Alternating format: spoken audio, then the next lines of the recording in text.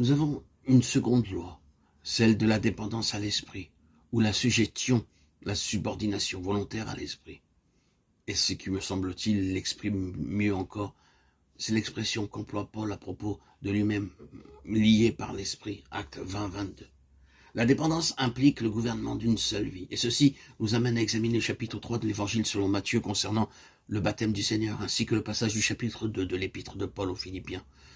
Nous savons que le Seigneur était sans péché et qu'il n'avait pas besoin de se faire baptiser. Il est donc important d'en saisir la signification.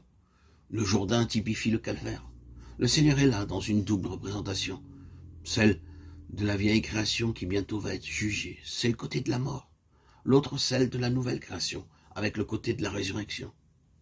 En sortant des eaux du Jourdain, le Seigneur se présente comme le modèle de cette création, qui sera entièrement de l'esprit.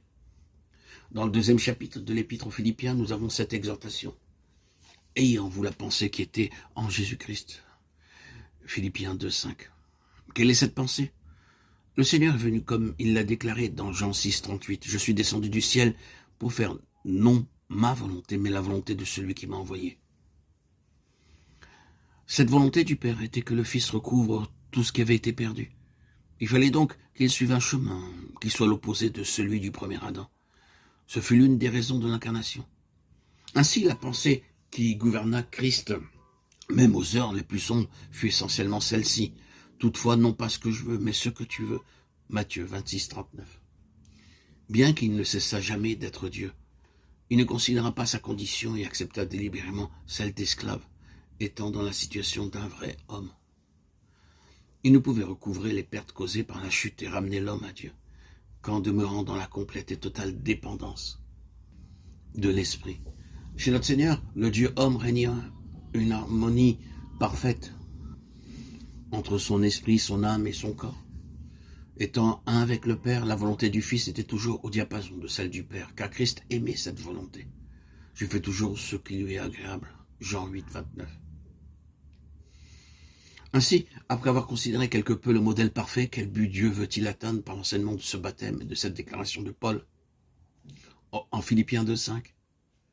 Le baptême est le témoignage extérieur d'une vérité spirituelle. Lorsque nous nous identifions par la simple foi dans la mort de Christ comme étant mort à notre vieil homme, cela signifie que nous reconnaissons et attestons que le gouvernement de notre vie propre, celle de notre moi, a été brisé et que maintenant, unis à Christ par la foi, nous sommes un avec lui dans la résurrection et vivons pour lui, en lui et par lui. Et qu'il est mort pour tous, afin que ceux qui vivent ne vivent plus pour eux-mêmes, mais pour celui qui est mort et ressuscité pour eux. 2 Corinthiens 5,15. Tout a été créé par lui et pour lui. Colossiens 1,16.